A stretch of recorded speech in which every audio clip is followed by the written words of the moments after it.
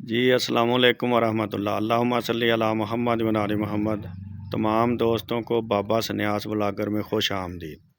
भाईजान, आज हम जिस्त कायम करने का नुस्खा भाई हमारी साहब से पूछेंगे।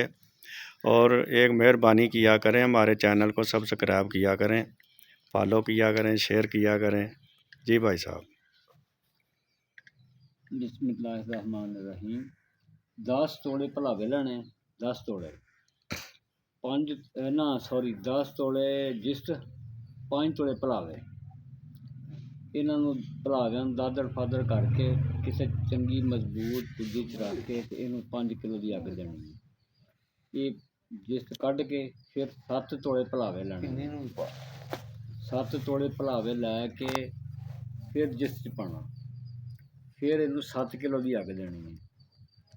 ਇੱਥੋਂ ਕੱਢ ਕੇ ਫਿਰ ਜਨਾਬ 9 ਤੋਲੇ ਭਲਾਵੇ ਜਿਸ 'ਚ ਪਾ ਕੇ ਇਹਨੂੰ ਅੱਛੀ ਤਰ੍ਹਾਂ ਬੰਦ ਕਰਕੇ ਤੇ ਇਹਨੂੰ ਜਨਾਬ ਆਪਣਾ 9 ਕਿਲੋ ਦੀ ਅੱਗ ਦੇਣੀ ਹੈ।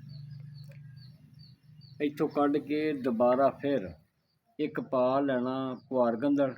ਉਸ ਤੋਂ ਬਾਅਦ ਇਹਨੂੰ ਵਿੱਚ ਸੈਂਟਰ 'ਚ ਰੱਖ ਕੇ ਇਹਨੂੰ 12 ਕਿਲੋ ਦੀ ਅੱਗ ਦੇਣੀ ਹੈ।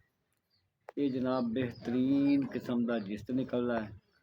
ਤਾਂਬੇ 'ਤੇ ਨਹੀਂ, ਬਹੁਤ ਘੱਟ ਬਲਦਾ। ਇਹਦੀ ਤਾਂਬੇ ਦੇ ਵਿੱਚ ਵਜ਼ਨ ਵੀ ਆਉਂਦਾ, ਬਹੁਤ ਕਮਾਲ ਦਾ ਜਿਸਤ ਹੈ, ਕੀਮਿਆਗਰੀ ਦਾ ਜਿਸਤ ਹੈ। ਇਹਦੇ ਮੁਤਲਕ ਅਗਰ ਕਿਸੇ ਨੂੰ ਅੱਗੇ ਕੋਈ ਮਾਲੂਮਾਤ ਹੋਵੇ ਤਾਂ ਸਾਨੂੰ ਵੀ ਦੱਸੋ ਅਤੇ ਤੁਸੀਂ ਆਪ ਵੀ ਇਹਦੇ ਕੋਲ ਫਾਇਦਾ ਉਠਾਓ।